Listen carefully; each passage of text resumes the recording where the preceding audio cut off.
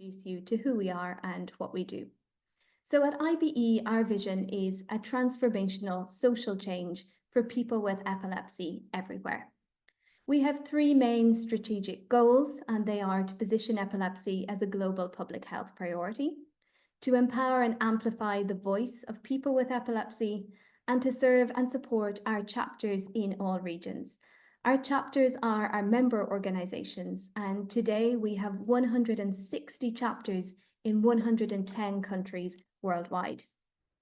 We achieve these strategic goals by working across four main areas of action, and they are advocacy and awareness raising, capacity building, partnership development, and knowledge creation and exchange. I want to show you briefly the Cascade target. This is a target that was put together by our colleagues at the International League Against Epilepsy. It's a target that is endorsed by ourselves at the International Bureau for Epilepsy, and it is reflected in our own strategic plan. It says that 90% of people with epilepsy should be aware of their diagnosis as a treatable brain disorder, no matter where they live.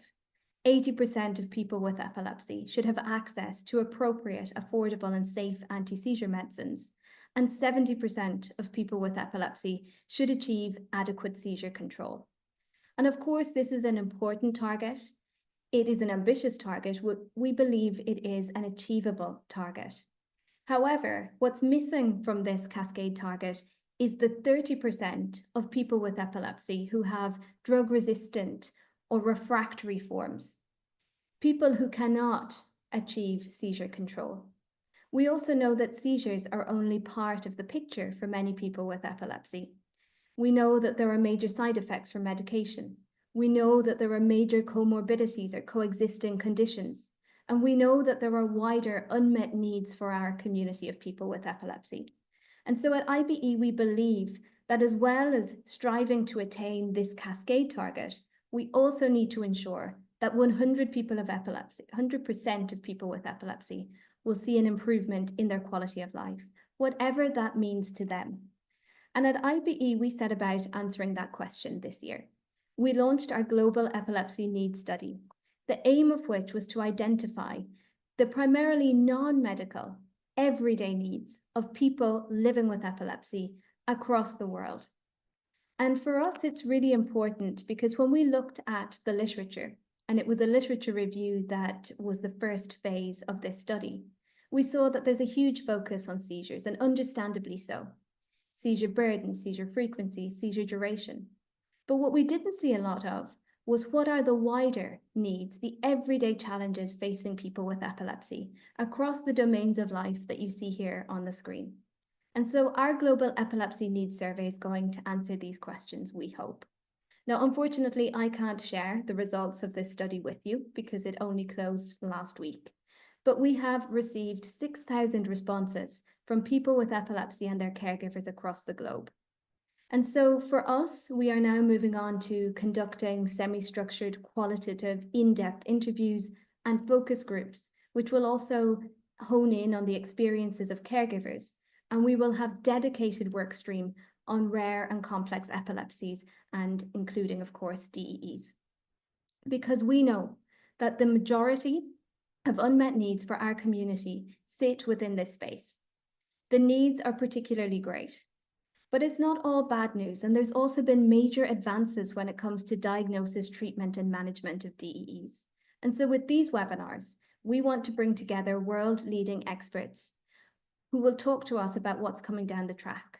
We want to reflect on what this means from the perspective of people with lived experience, and we want to understand what we as IBE can contribute in terms of achieving real positive change for our communities together.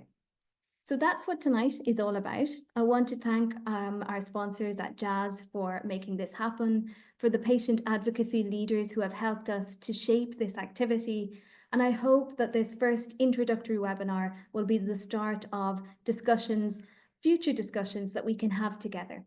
And so just one last reminder for anyone who's joined late. If you do need translation, you can scan our QR code, you can follow the link, and you can choose the language through which you would like to receive either your captions or your audio for the duration of tonight's webinar. So let's get going. That's the boring bit out of the way. And now I want to kick off with our first presentation from Professor Patrick Kwan, a man who many of you will know. He is a professor of neurology in the Department of Neuroscience at Monash University in Melbourne, Australia. He's also co-director of the Monash Institute for Medical Engineering.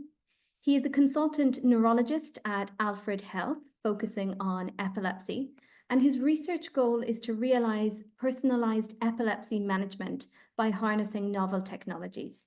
He co-founded and leads the Epilepsy Consumer Advisory Panel at Monash University, and so we couldn't think of anyone better to deliver this first presentation on personalized epilepsy management. What does it mean for people with DEEs? So let's take a listen to Patrick's presentation.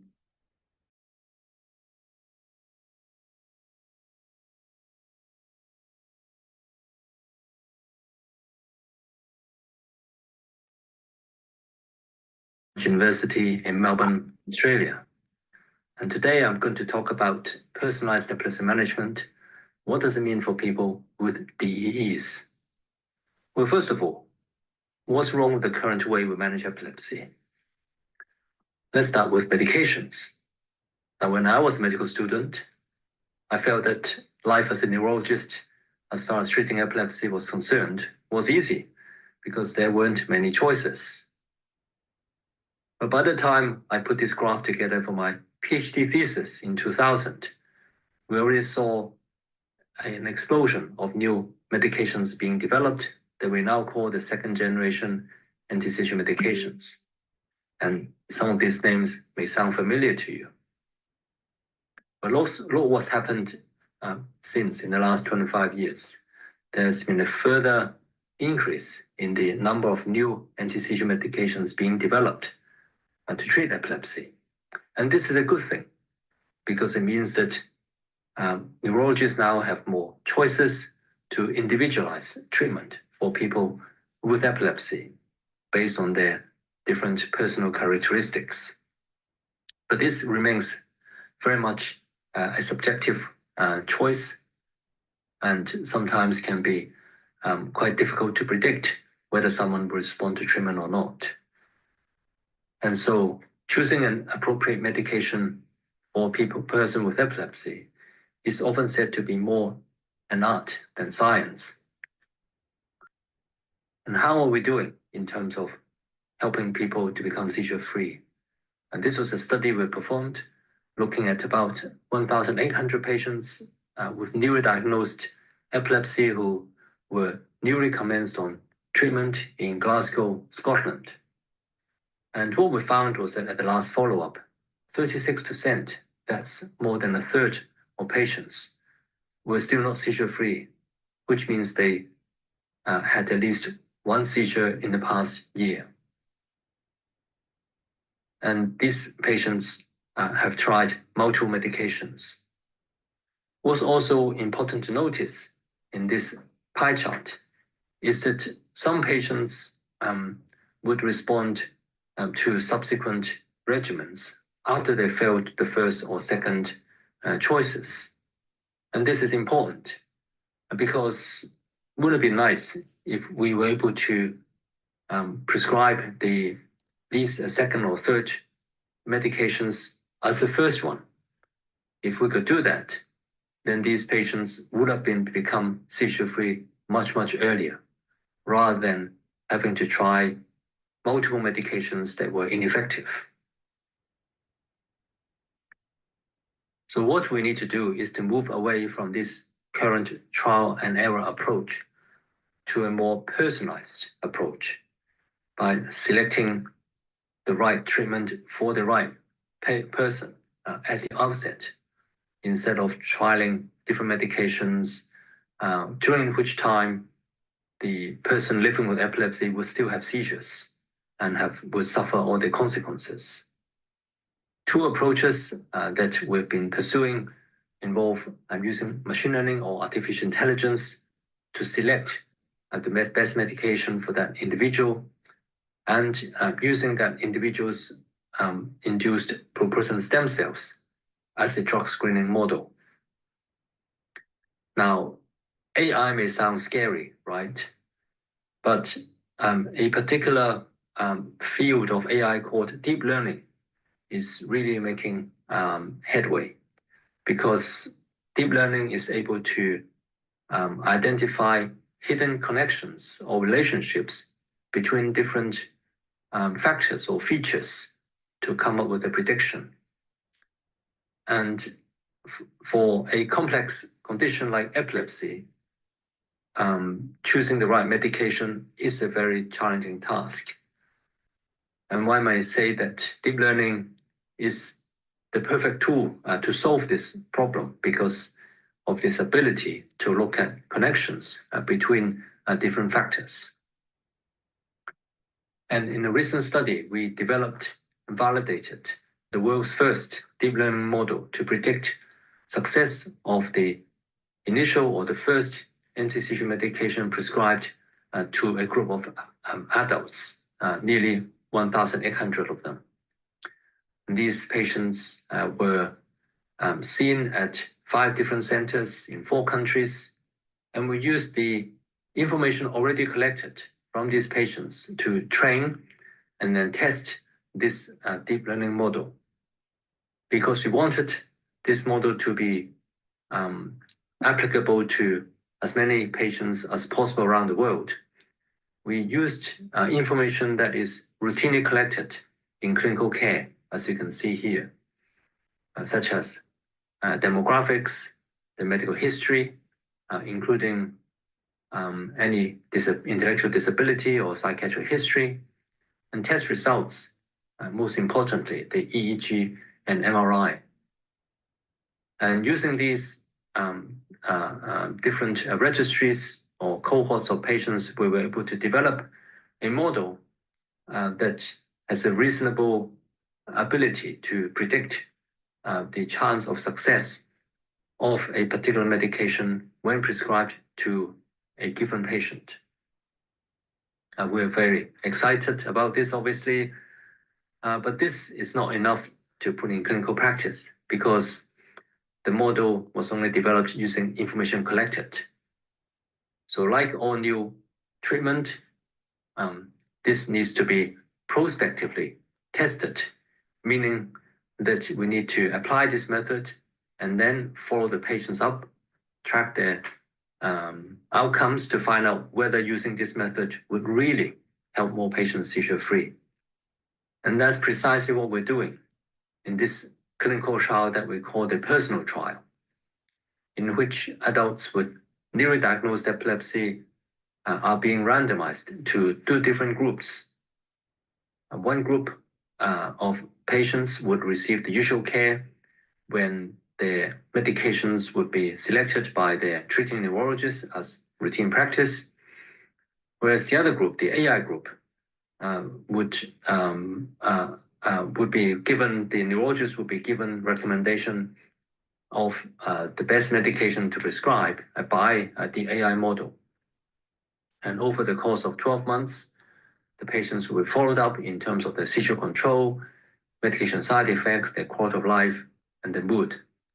Importantly, we will also find out whether this method is going to be cost-effective, and even more importantly, perhaps, is that we'll also assess whether this method of choosing medication using AI to assist is going to be acceptable by the neurologist and the patients, and what would be the potential ethical impact of such a system.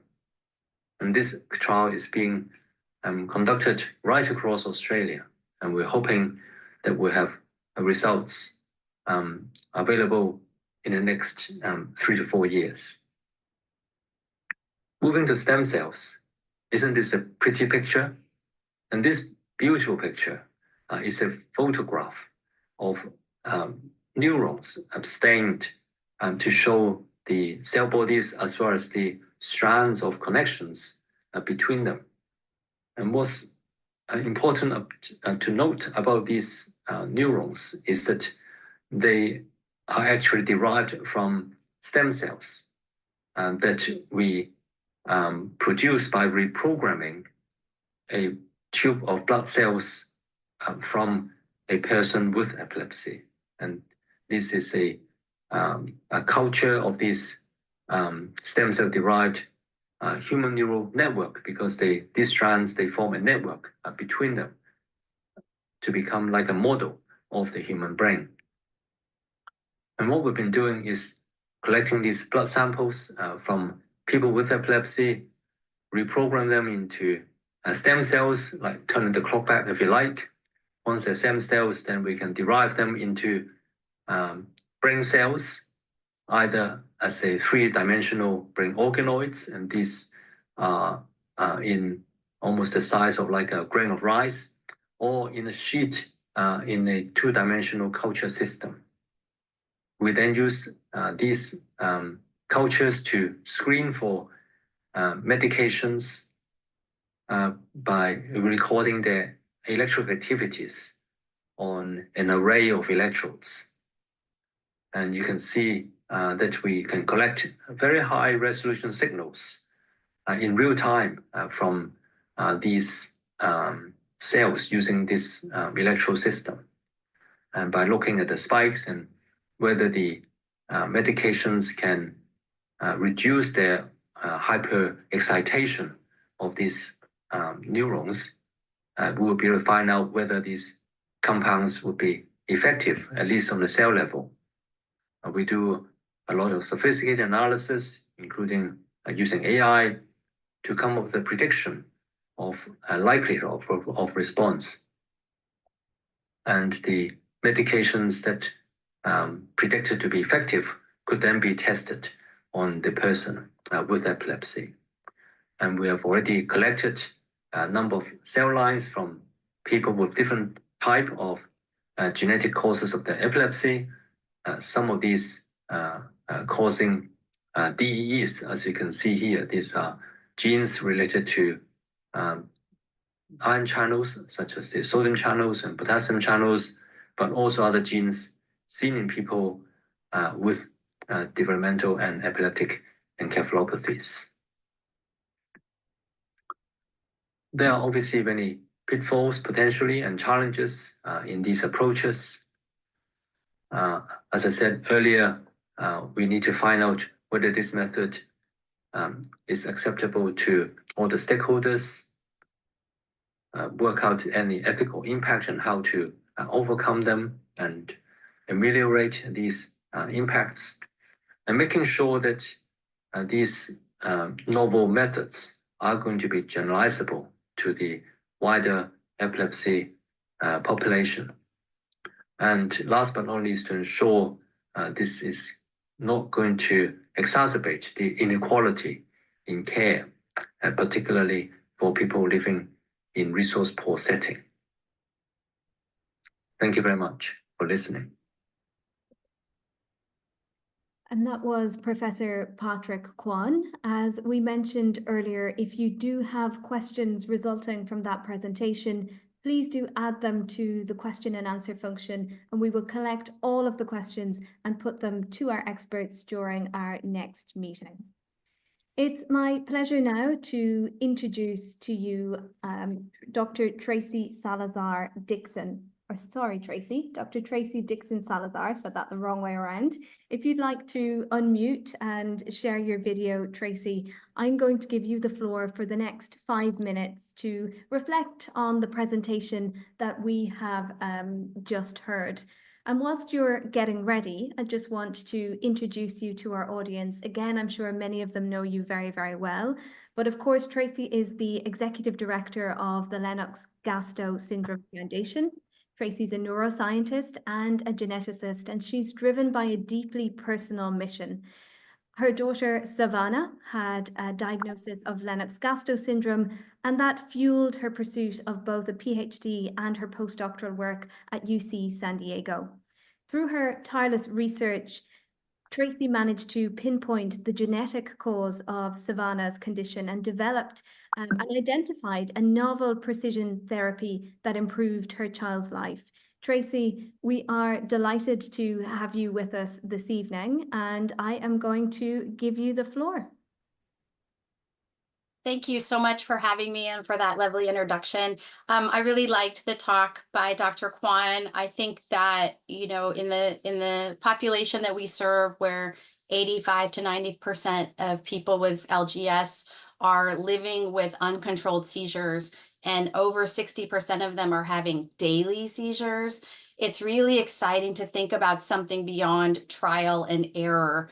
My own daughter tried and failed 26 different therapies, including surgeries for LGS, before we found a medicine that really helped her. And most with LGS never find that medication. And of course, not just LGS. I think when we think about the intractable population as a whole, it's really devastating. We've been treating LGS and epilepsy the same way for 50 plus years. Longer than that, we give a medicine and we hope for the best, and we haven't been learning from every patient. So I love the study that's being done by Dr. Kwan and his colleagues, where they're really looking at this large language, like this large machine learning model, where they can learn from every single patient what works. If this is what they're seeing in the clinic, what is really going to work for those people, what has worked in the past, and what could work in the future. And so I think that's a really exciting paradigm in the epilepsy world, because this trial and error approach really has only gotten us as far as we can go.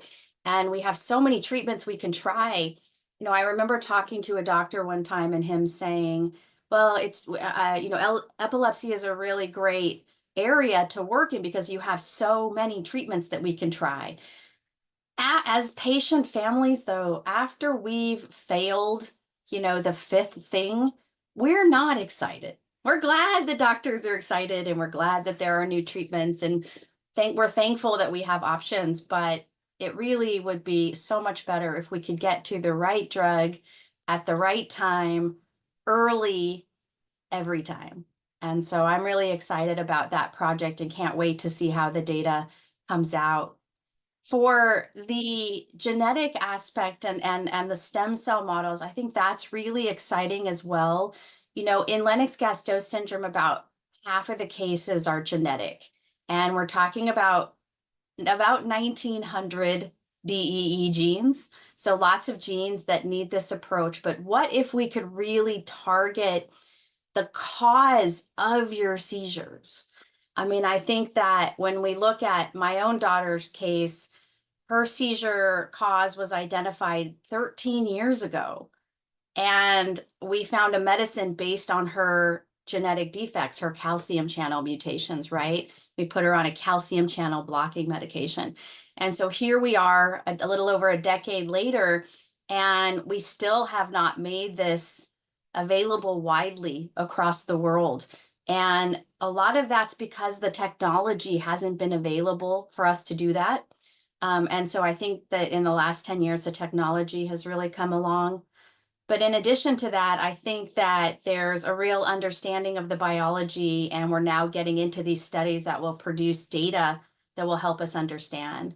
As a mom, I really wanted to know, what does the data say, right? Like, what's your gut feeling about what medication or what surgery or what neuromodulatory device or what diet we should try, but what does the data tell us? And if you go into a lot of other disease states, they actually have these kind of data already. You get cancer and there's data. You go in diabetes, there's data. But in epilepsy, we've been really lacking. So I'm really excited about these new directions. I love the equity piece of this. I think that, it's really frustrating for many of us that the things that we can get in some countries, and if you speak English, and if you're rich, and if you're educated, right, are different than the things you can get if you're in that same country and you're not those things, or if you're in a different country altogether. So I love the equity that this is spread out and being tested. So I thought it was an excellent talk by Dr. Kwan, and it gets me excited as an LGS family and as someone who represents 12,000 members of our LGS Foundation community, that this is the direction we're going with treatment. So it's really great to hear from him. Thanks so much, Tracy. I think you have summed that up really nicely. It would be great to be able to dive a little bit deeper into the discussion with you. And I think moving into our next session that we're planning in December, a lot of these themes we can really sort of dive into a little bit more. And I can see in the questions and answers, we're already having a lot of feedback and a lot of comments around how do we ensure that health equity and what can we do to ensure that these pieces of work that are happening in parts of the world, or advances that we're seeing in certain parts of the world, manage to find their way across the globe and really do benefit everybody who is living with or affected by a DEE, and not just the select few, as you've so eloquently said. So we will come back to all of these conversations again, but I think it was a really nice way to start today's meeting. Thank you so much, Tracy. Okay, so let's move on to presentation number 2. And this is where we are going to take a little bit of a closer look at some of the advances we're seeing when it comes to gene therapies in the area of DEEs. Now, this is going to be quite a scientific presentation. I know many of you will be quite okay with this because you're experts in your own right. For others, this might be a little bit tough, but again, if you have questions around the science, we are very happy to collate them from you in the Q&A, in the chat box, and we will be able to take these back to our experts in December and have all of your questions answered. So this presentation is from Dr. Gaia Colasante. Gaia is a neuroscientist with expertise in forebrain development and cellular reprogramming. Her current research focuses on developing gene therapies for Dravet syndrome and related neurodevelopmental disorders. She is an absolutely recognized expert in her field, and she serves on several international committees dedicated to epilepsy research and treatment. And I'm going to ask my colleague Niamh to make the presentation. So good afternoon, everybody. My task today is talking about gene therapy in the context of developmental and epileptic encephalopathy. The gene therapy has become recently the most relevant approach to treat this class of disorders. In fact, as far as they were considered as epileptic encephalopathy, a good anti-seizure medication could have an effect on both seizure and developmental impairment. Conversely, in a DE perspective, the gene mutation is actually causing in parallel both seizure and developmental impairment. Thus, in this case, a good anti-seizure medication is not able in particular to control the developmental outcome, and only removing the same cause of disease, which is the gene mutation, can actually have an effect on both these aspects of the disease. In the last 20 years, genome-wide technology had offered the possibility to screen a large cohort of patients and to provide a clear genetic diagnosis, and thus this has dramatically boosted the gene therapy studies in the field. And before talking about gene therapy, I need to introduce some basic concept. And first, that the DNA, the deoxyribonucleic acid, is the material inside our cell of our body which holds the genetic code. And it contains the body's instruction. And the DNA is made of and has a specific language that is used to write this instruction manual. And so there are essentially 4 nucleotides, which are adenine, cytosine, thymine, and guanine, which essentially constitute this genetic code. And they are arranged themselves in a very specific way to essentially form the words that codify the DNA in important information. And the unit of this information are the genes. And the gene, which can be considered like a word in this instruction manual. And a gene is constituted by a very clear structures in which there is a coding region made of really coding regions, which are exon, and not really coding regions, which are introns. And then the regulatory region is also an essential part, which tells the gene when it should be expressed at which extent. So gene expression starts with transcription, in which the DNA molecule is copied into a messenger RNA, thanks to a complex system of proteins which are led and guided by RNA polymerase II. And there are also transcriptional repressors that can block transcription, or transcription activator which can enhance transcription. And once transcribed, mRNA undergoes a process of maturation, meaning that non-coding regions corresponding to the introns are removed into the splicing process. The mature mRNA is now translated in another code, another language, that is the language of the proteins. And so ribosomes are those who make this job.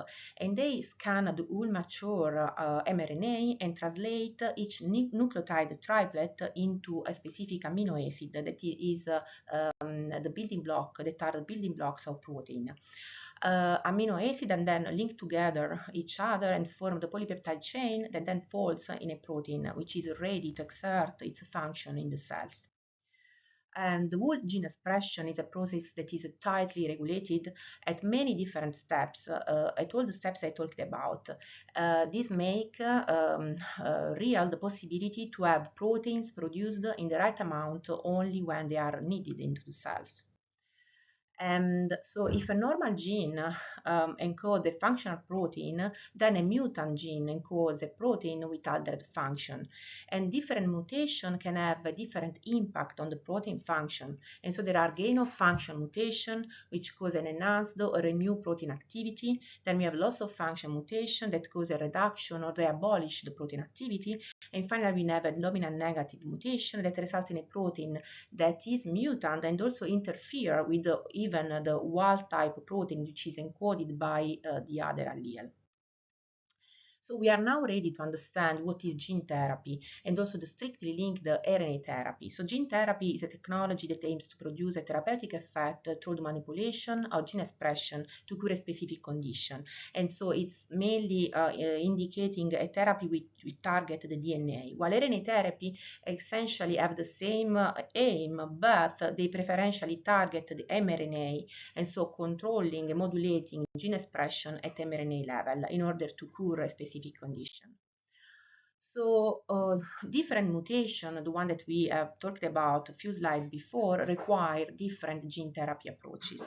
So in the case of gain of function mutation, what we want to achieve is the destruction of the mutant allele because we don't want this extra function encoded by this new protein. Instead, in a loss of function mutation, the mutant allele, which is not functional, need to be replaced by another copy of wild type allele that we can provide exogenously. Alternatively, what we can do is essentially boosting the expression of the wild type allele in order to make it produce all the protein which is required, and so to rescue the loss of function mutation of the other allele. And so in order to boost expression of a gene, we can act at different level. For example, we can act at transcriptional level, so in the process of gene expression, by generating artificial transcription factors like or CRISPR-Cas9 based or zinc finger based, which are essentially DNA binding domain, which are associated then to a transcription activator, which is another protein able to recruit to the promoter of the gene of interest, RNA-POL2, so the main protein and the main complex which makes the transcription process. And this has a final effect and enhancement in the expression of the gene as there will be more mRNA produced. Of course, we need to deliver into the cells both DNA encoding for the gene of interest in the case of gene supplementation approaches, or artificial transcription factors in the case in which we want to enhance the transcription of the genes. And to deliver into the cells this big sequence, we need viral vectors. Which are exploited exactly for their extraordinary ability to enter into the cells. And adeno-associated viral vectors are extremely suitable for brain cells. What we generally do in the lab is depriving the DNA sequences in this virus that make them toxic for the cells, and then replace them with the sequence containing the coding sequence for the gene of interest and its promoter sequence.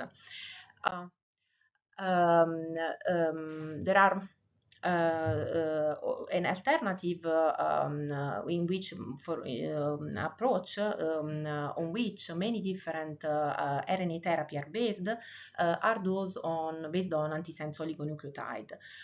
They are molecules, essentially small sequence of DNA that can instead directly enter into the cells and do not need any viral vector to be delivered. These antisense oligonucleotides are able to generally target RNA, and they can exert a different function on them. For example, they can interfere with the splicing process of the mRNA, or they can block the translation of the protein or induce the degradation of the mRNA. And so they are widely exploited, for example, to downregulate gain of function alleles. So a big challenge for the gene therapy in DEE is, of course, targeting the brain, because it's a very complex structure, very precious, and so extremely protected in our body. There will be different routes possible to deliver both antisense oligonucleotides and adeno-associated viral vector, which is local delivery, in which you have an injection directly into the brain, or delivery through the cerebrospinal fluid, or and so intracerebroventricular or intrathecal, or through the blood system. And so in this case, the viral vector need to cross the BBB, and this is something that is still challenging for the adeno-associated viral vector available up to now. So let's proceed now to some examples of gene therapy that are now at clinical or preclinical level for DEEs. And we can start from a Dravet syndrome. It is actually my main research interest. So Dravet syndrome is caused by SCN1A haploinsufficiency. Essentially, there is one allele of the two which carries a loss of function mutation, and this induces the production of half of the channel NaV1.1, which is required for proper neuronal activity.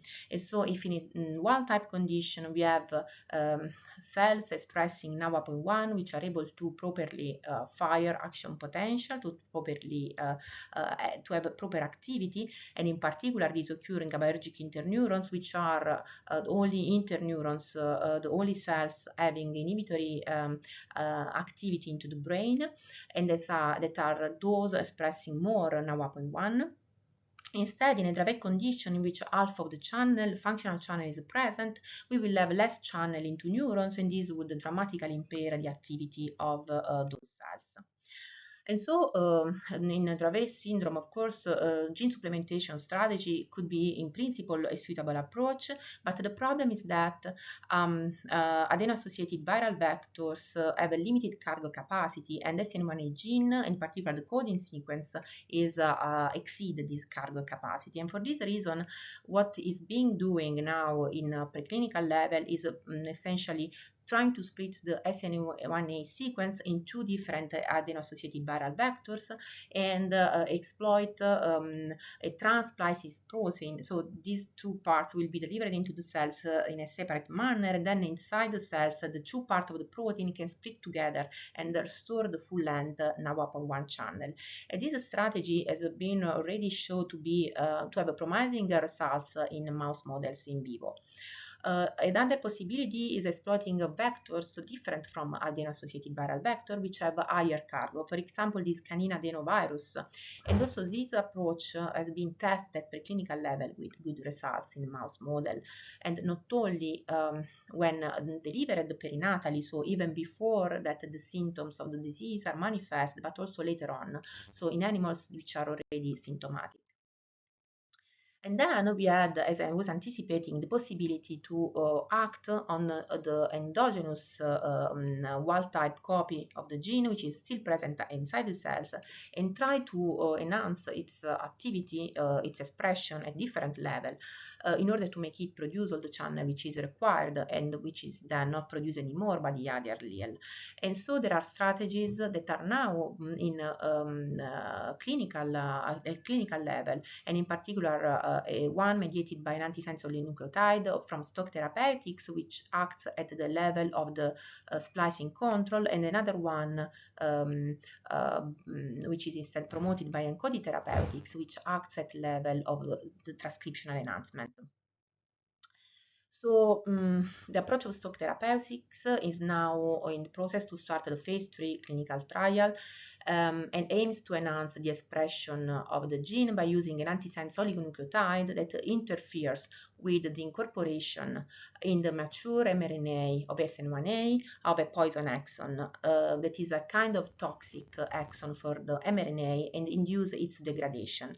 So by antisense oligonucleotide, they were able to cover this exon inside the cells, avoiding its incorporation, and so enhance the fraction of mRNA of encoding for SN1A that is instead able to be translated and so to produce the protein. And so delivering these antisense oligonucleotides in the ventricle of mice, perinatal mice and also in mice at 2 weeks. In both these cases, preclinical data show the efficacy of this approach in rescuing the main aspect of these, some of the phenotypic manifestation of this mouse model, including the death for sudden and unexplained death in epilepsy. The approach of encoded therapeutics is instead based on an artificial transcription factors, which is able to bind the promoter of SN1A gene and increase its transcription. And also this approach has been shown to have some effect in the rescue of SUDEP when delivered perinatally in a mouse model of the disease. So let's come now to other DEE, and in particular to tuberous sclerosis complex, which is a devastating DEE characterized by the formation of non-malignant tumors throughout multiple organs.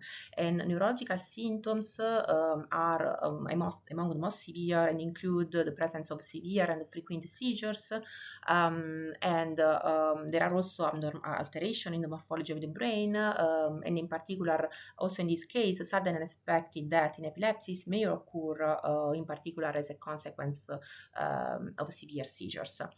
And TSC1 and TSC2 are two are the genes which are mutated in this condition and encode for the proteins amartin and tuberin that act both in a complex which is an inhibitor of cell proliferation. And this is why, in their absence, uncontrolled cell proliferation can occur. So also TSC mutant mice display morphological alteration, which are characteristic also of patients. There are mice having hydrocephalus, as you can see in this image, and also alteration in the cerebral cortex, in the layering of neurons, and the presence also of giant neurons is evident.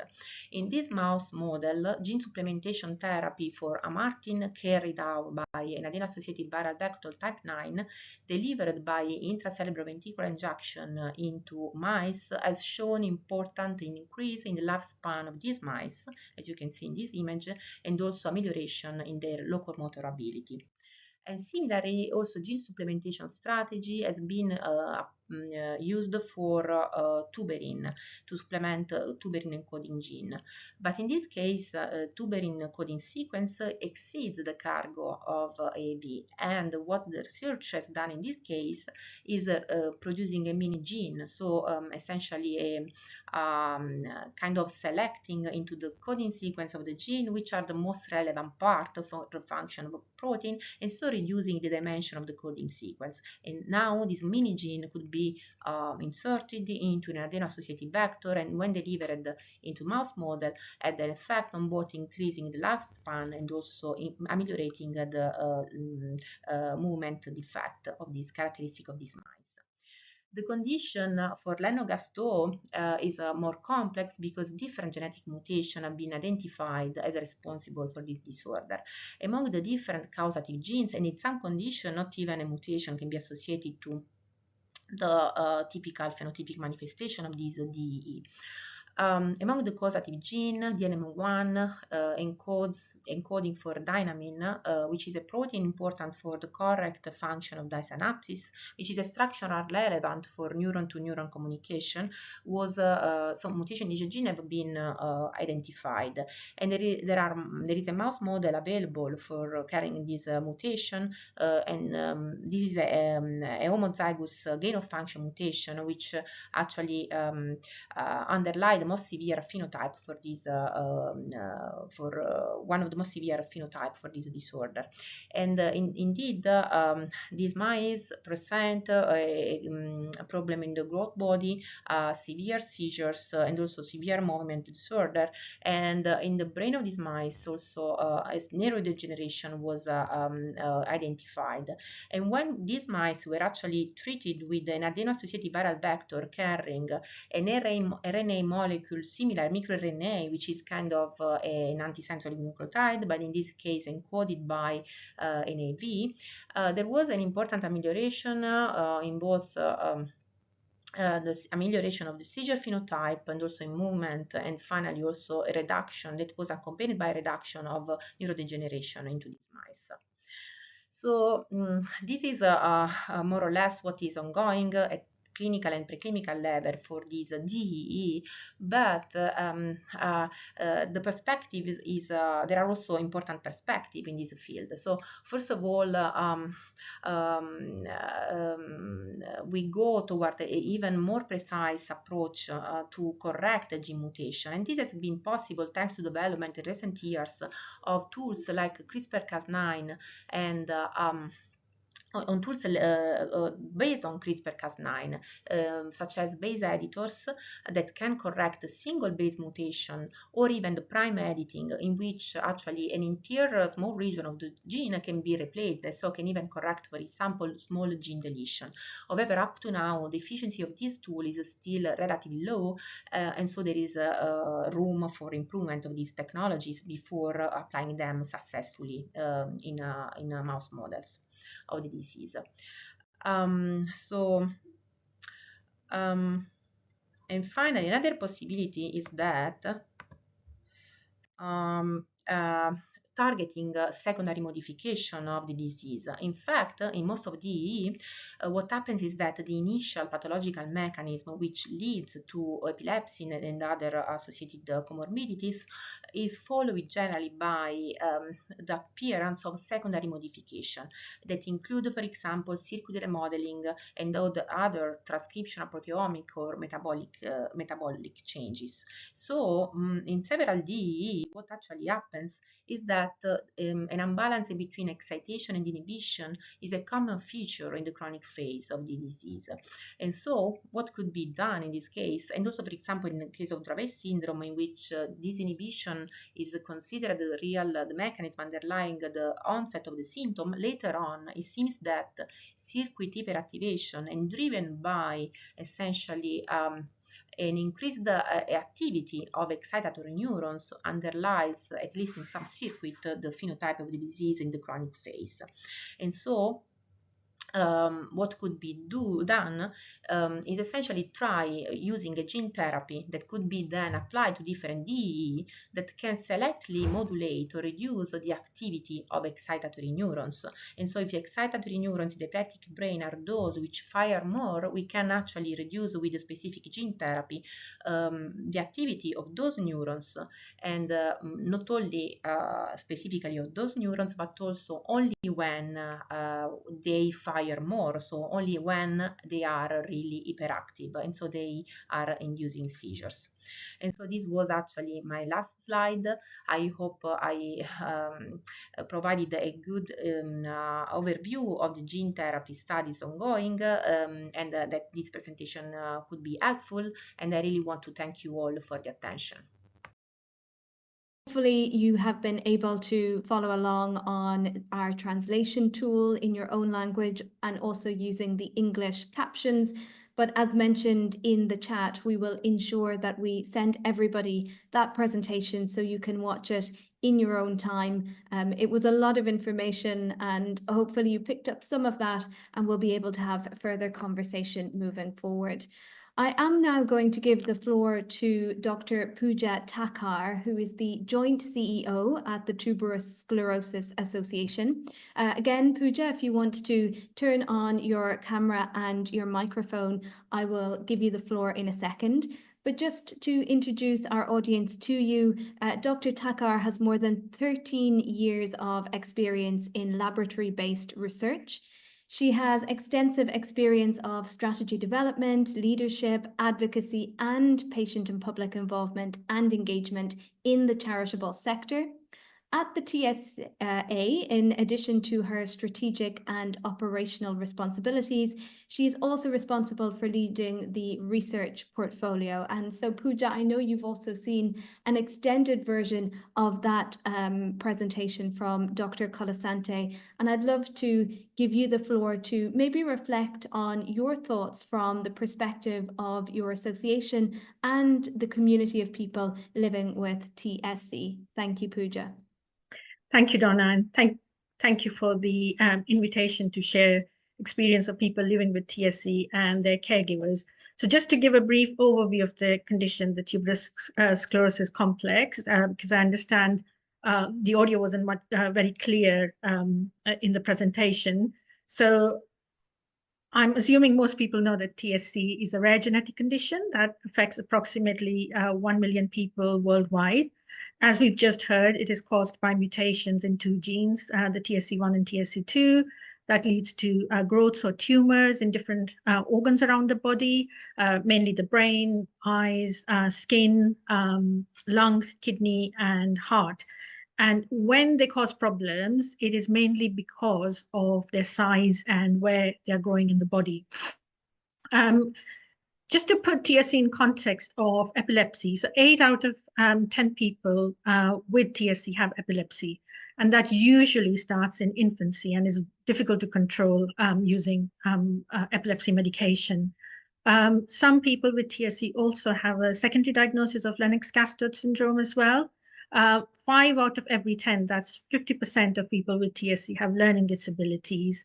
Around 3 in 10 people have profound learning disabilities and need round-the-clock care and lifelong support from their families, or they move into residential care to receive the high level of support that they need.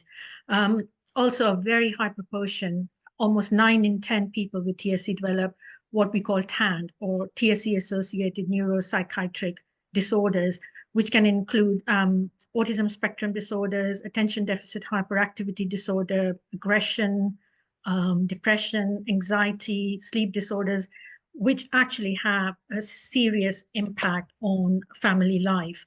When TSC is diagnosed, the whole family is affected, both physically and mentally. So a secondary diagnosis of LGS can even have deeper impact on families' quality of life and on their ability to cope with the condition and support the child's ability to reach an acceptable level of well-being. So the families and carers that we support or we speak to, they've reported, feeling lost and feeling of helplessness, feeling of despair. They've often shared with us their day-to-day struggles with their children's behavior, including what it's like to manage rage, anger, mood swings. It not only affects their relationship with their child who has TSC, but also the relationship with each other and the wider family circle, including siblings who often feel left out and neglected as parents focus on the needs of their child with TSC. In many instances, parents had to give up work to become full-time carers.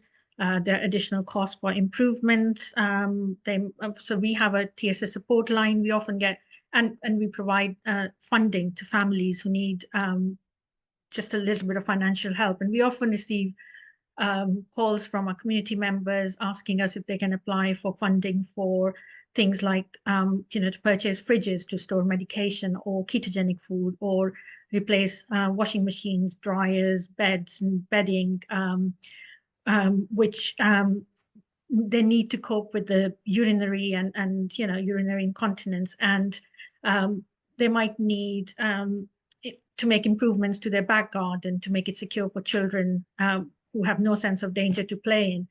So I just want to read a statement from one family who have a young child of 7 or 8 with a co-diagnosis of TSC and LGS. And this is what mom shared with us. She said that our lives changed completely when our son, who is now 7 years old, was diagnosed with TSC, as it impacts on every member of the family. We are never in a stable situation. Our son is unable to speak. He's unbalanced physically. He has brain damage to the left side, which impacts the right side of body. He has a buggy and can't do long walks. He can't eat. He can't drink out of a straw. He has subclinical seizures and shows signs when they're coming on. He has tired moments and attends a special needs classroom in a mainstream school. He has one-to-one care and can't be left alone. He must be with an adult at all times. He's a lovely boy with strong emotional intelligence and the intellectual intelligence of a 3 to 4-year-old. She then went on to say that she had said that I gave up my job as a CEO to look after my son. He had 21 seizures a day at birth. He needs one-to-one care. My family can't go to social events as we normally would, as a son has autistic traits. We're unable to attend events such as weddings, and organizing daycare for him is hard work. We have lots of support from aunts, uncles, and grandparents. Our son disrupts social events, screaming to go home after a few minutes. This affects my husband's time with his younger sister. We're always looking for an easy escape route at social events and when out and about. His behavior can upset his sister. He's spoon-fed and eats blended food. So when we asked people living with TSC and their families and carers to share one area which is most important to them, where they currently, the treatment needs are not met, majority of families said that their child's seizures, epilepsy, and behavior problems are the areas that need addressing urgently.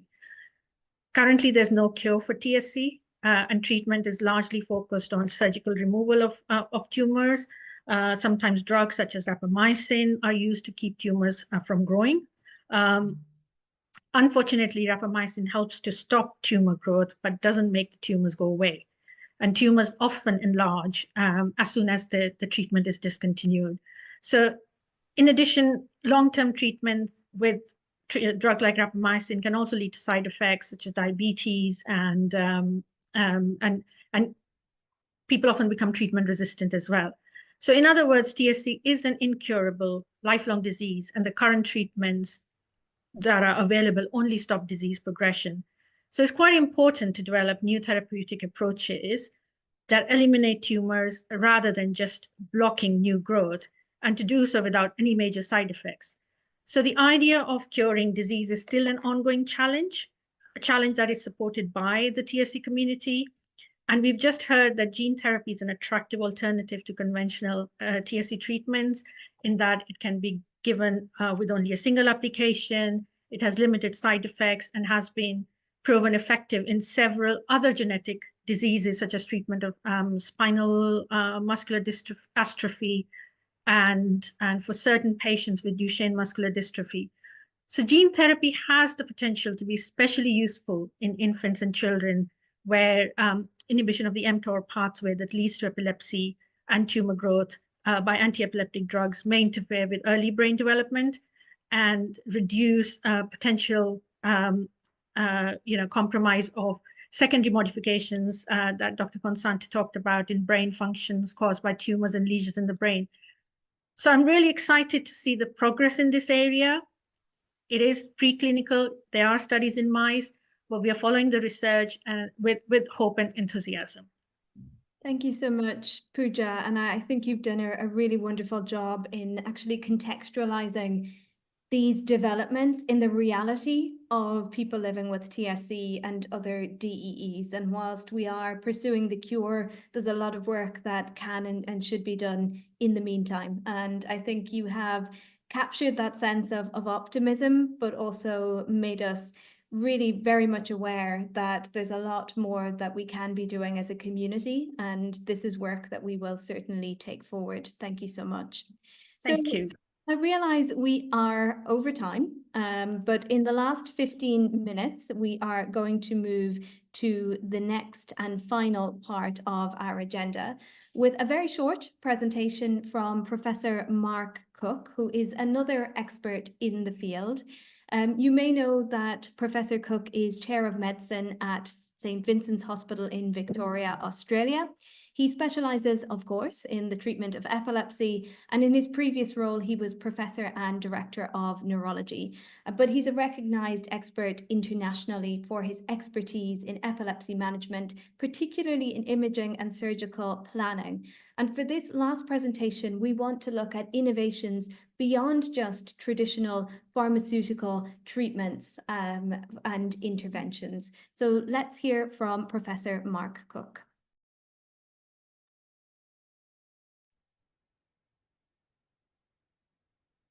Hello, my name's Mark Cook. I'm a neurologist in Melbourne, Australia. I work at St Vincent's Hospital and I'm based at the University of Melbourne. I see DEEs in adult life, and I'm here today to speak a little bit about innovations beyond drug treatments. I've got some relevant conflicts to mention. I received honoraria from ASI, and I'm the Chief Medical Officer for SEER Medical and Epimind Proprietary Limited, both of which are epilepsy monitoring services. So you will have heard a lot already, I expect, about DEEs and these severe epilepsy syndromes that present in infancy and childhood, but obviously persist through into adult life often.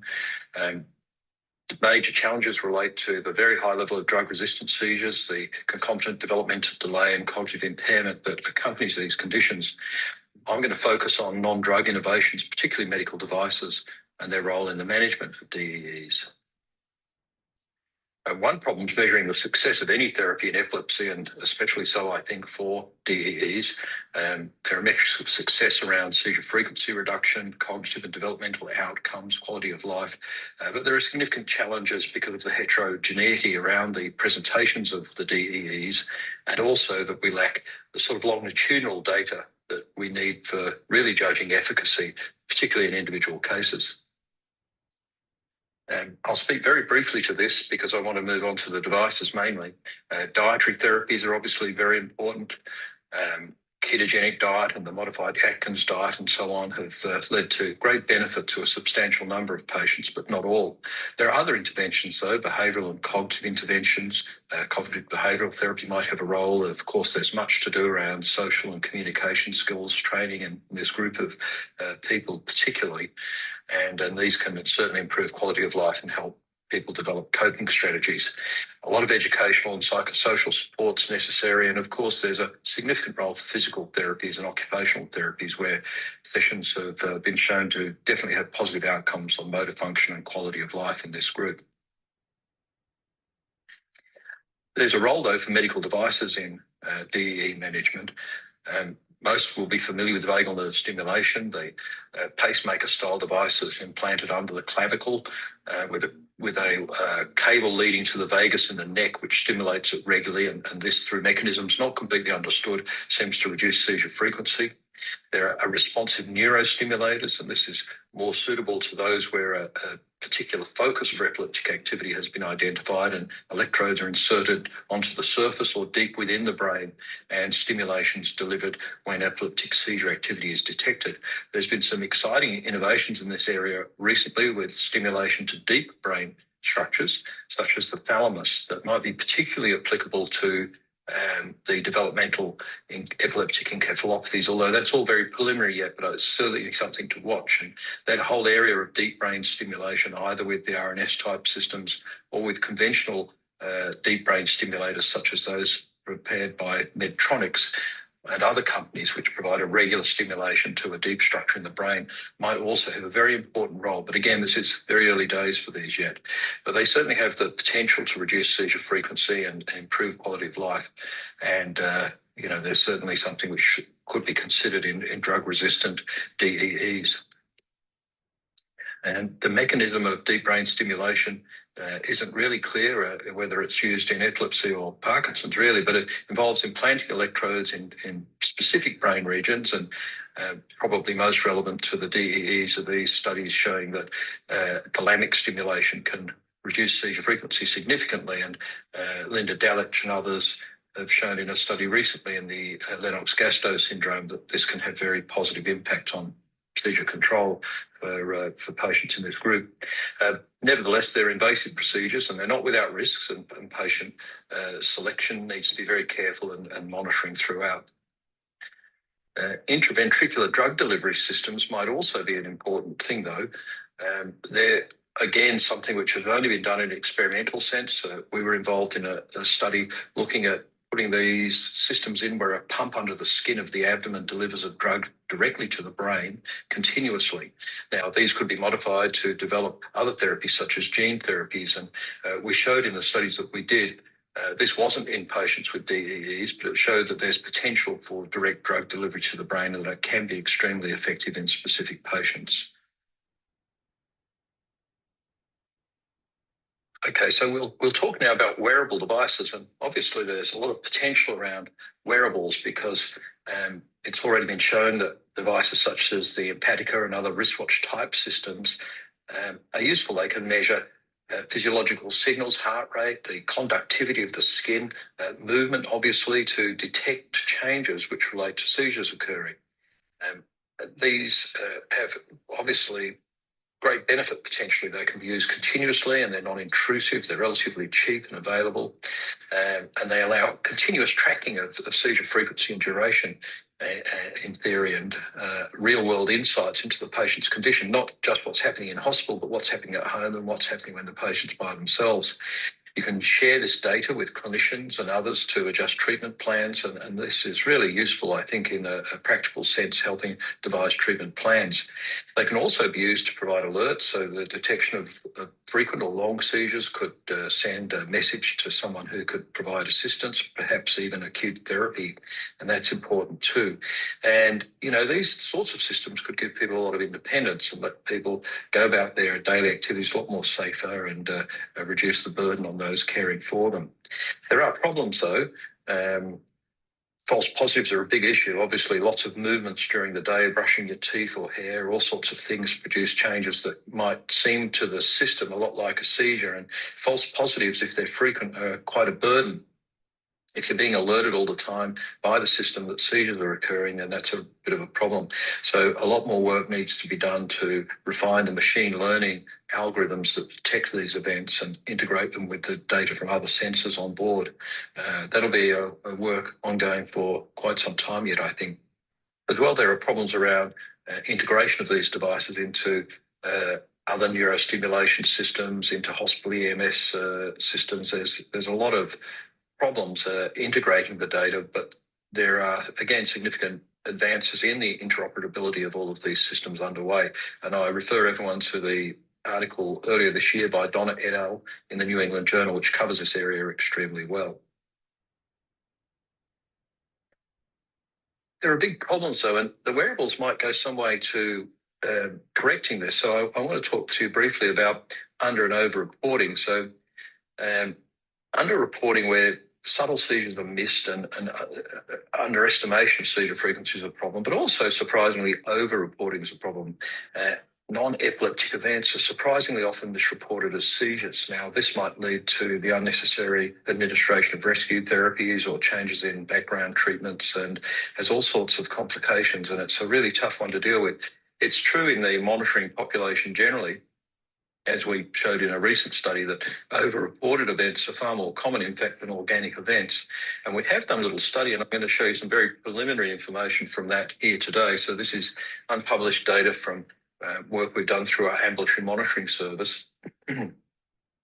Here showing in the first Venn diagram, you can see patients with Lennox-Gastaut syndrome, and the big pink-coloured circle is actual epileptic seizures. So you can see from this group of a few dozen patients with a variety of syndromes, we can see that we've collected an enormous number of epileptic seizures and quite a lot of reported events, but you can see the overlap between reported events and unreported.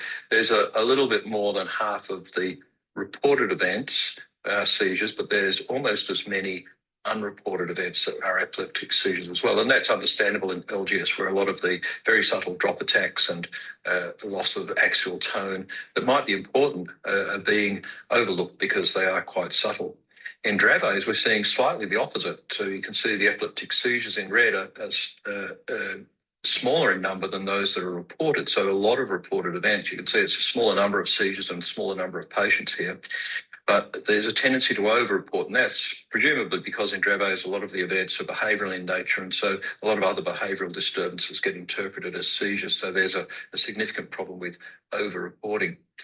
In the other DEEs that don't fall into either of those two categories, you can see a very similar problem as with the LGS patients. There are a lot of seizures that aren't being reported, and as well a lot of events which are reported that are not seizures. So it's a big problem, both under and over reporting, which further confounds our ability to accurately deliver therapies. Now, if we look at individual patients, so this is from the same study. So here in the patients with LGS, these blue dots represent individual patients, and you can see non-epileptic events down on the x-axis and on the y-axis epileptic seizures. So you can see for a bunch of patients, every single event is accurately reported. Not one single one of these events, even when there were a lot of them, were not epileptic seizures. But you can see running along the x-axis, all of these patients didn't have any epileptic seizures, but they're having quite a number often of the events reported as epileptic seizures when they're not. But for a substantial proportion of patients, there's a bit of a mix. They're getting some reported as seizures when they're not, and some not reported when they are. Similarly for Dravet's, again, smaller number of patients, but similar phenomenon, and for the other DEEs. So these are significant challenges and have a substantial impact on therapy. So there are innovations beyond drug treatments, including the medical devices, gene therapies, and so on, which are offering promising avenues for managing the DEEs. And invasive systems and drug delivery systems may have a role in the management, but at the moment the data is quite limited, and they obviously involve some risk. Accurate seizure counting, though, might allow much better management, and wearables may be a very good route to achieve that. We need to keep researching, we need to keep collaborating, and we desperately need advocacy around these to improve the outcomes, which we really need in this very difficult clinical situation. Sorry to hurry through that all a little bit. It's hard to fit all this in 10 minutes, but thanks very much for your attention. Goodbye. So that was Professor Mark Cook, and as he said, it's a hard topic to cover in just 10 minutes, but I think he did a phenomenal job in terms of summarizing some of the other technological innovations we're starting to see that may be applied to help us diagnose, treat, and manage DEEs. I am going to give the floor for the final time this evening, and this time it's to Simona Baroni, who many of you will know very, very well. Simona is obviously the president of Dravet Syndrome European Federation, and she's been volunteering in non-profit associations since 2009 in the area of epilepsy and also, of course, rare diseases. Simona is mother to David, who lives with Dravet syndrome. And with her background in auditing and project management, she leads both the Dravet Family Group and the Dravet Syndrome European Federation. Simona is also UPATI patient expert, and so she can contribute actively to research, to ethical discussions, and to policy development in the field of rare diseases. And she offers her expertise to various projects and initiatives striving to improve the lives of individuals and families affected by both Dravet syndrome and other rare conditions. Now, Simona, I know when we spoke a couple of weeks ago and we were talking about, what we might cover in a webinar like this, you had suggested to us the topic of medical devices because you had mentioned that for many of the families you work with, they're seeing a lot of advances in this field, but we don't always know what's legitimate, what works and what's credible. So in ending tonight's webinar, I'd love to hear your thoughts on Mark's presentation and any other reflections you would like to share on the content of tonight's event. So over to you, Simona.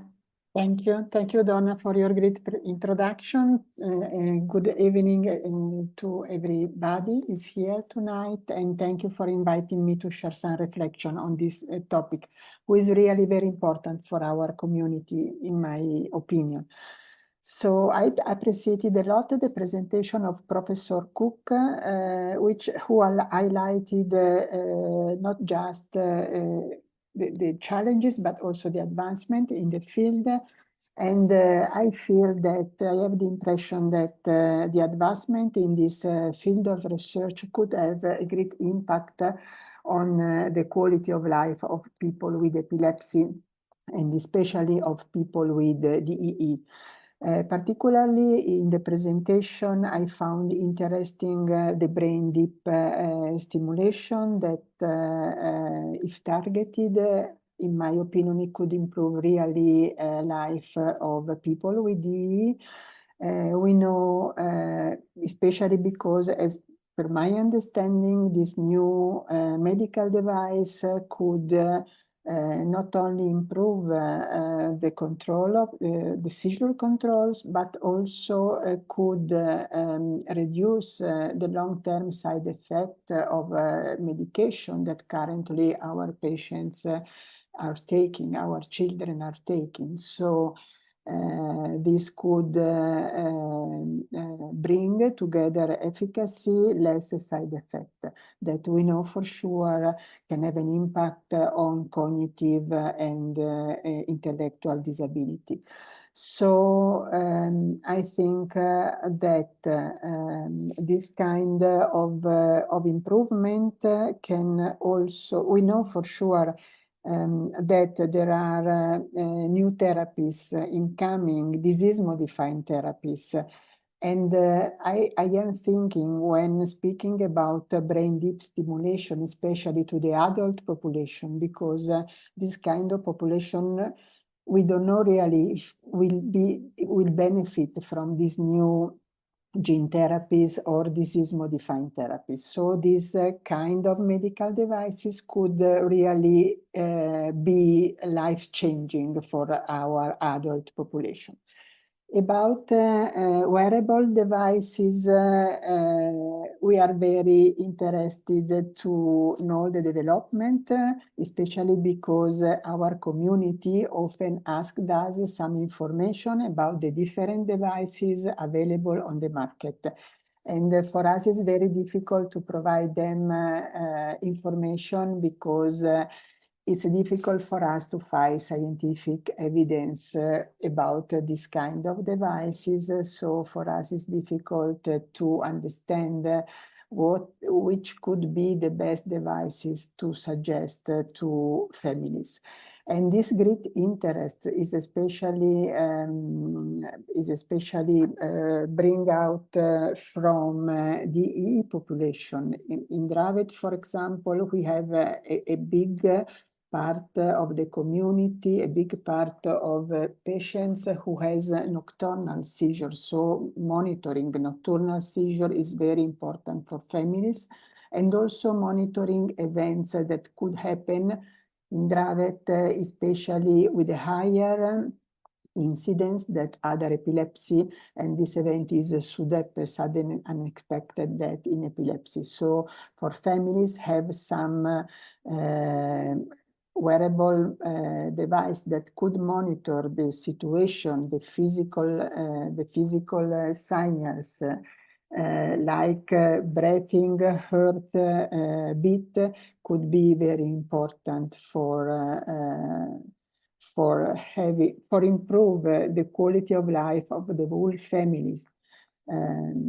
And also, I think that this kind of devices can have a role also in clinical trials, because as we understood from Professor Cook's presentation, there is also some issues about over-reported or under-reporting seizures. So having this device could help also industries to refine better data collected from clinical trials. So in the end, I agree with Professor Cook about the keywords, the keyword in this field that should be collaboration, because to have good devices for monitoring seizures, it is a very big number of data is needed to have a critical mass in order to refine machine learning algorithms. So we hope that these collaborations will be put in place, and we as Dravet patient community are available to support this kind of collaboration. but I'm sure all the epilepsy community is available to help. And also I know that there are enough in our community who is to have the possibility to for the development of new tools that can also set the imminence of a seizure. So in some way to advise about that the seizure is coming. And this, because this kind of alert could really make big difference for people with uncontrolled epilepsy. So we hope we put a lot of efforts to provide the best information we can as community, and we are open to provide data, because as already Tracy told at the beginning, data are life for our community, and especially in this kind of development, data can be the difference, can help in setting reliable devices that can really be life-changing for our community. I just want to remind everybody that tonight's webinar really was just an opportunity to put some of the key topics in front of the community, but we plan to have a follow-up session, which has now been set for the 12th of December, Central European Time again. Once again, it will be recorded, so for those of you in time zones that don't allow your participation, who have more fun things to do as we get close to Christmas, we will certainly ensure that we make this as accessible as possible. So if you haven't yet submitted your questions for that follow-up session, you can actually do it after tonight's event by scanning this QR code on screen. We'll also send you a link where you can add further questions to our database for that event. And of course, there's still a little bit of time left if you want to add any final questions into the question and answer box during this evening's webinar. So I've taken lots of notes. I know my colleagues have also taken lots of notes, and we have some really interesting topics and themes that have started to emerge that we will be able to explore further in this session as we make our way towards the end of the year. If you have also submitted questions for this session when you registered for today's event, we have them, don't worry, and we will ensure that those questions are asked in the follow-up event. So I really just want to thank all of you for being with us. I know that we have run over time, and I know we could have spoken for much longer. To Patrick, to Gaia, and to Mark for their presentations, to our live interventions from Tracy, Pooja, and Simona, thank you so very much. To my own colleagues, Marie, Ellie, and Neve, who have helped prepare the event and who've been on hand tonight, helping us with all of the technical requirements to pull this together. I know we had some audio challenges. I hope the translation worked well. We will be sending a recording to you, a translated recording, in the next week to 10 days. And alongside that, we will include a summary of some of the key points discussed this evening. So there'll be lots more opportunity for you to revisit the content we have shared tonight. I want to thank Jazz for their sponsorship of this event and the upcoming event.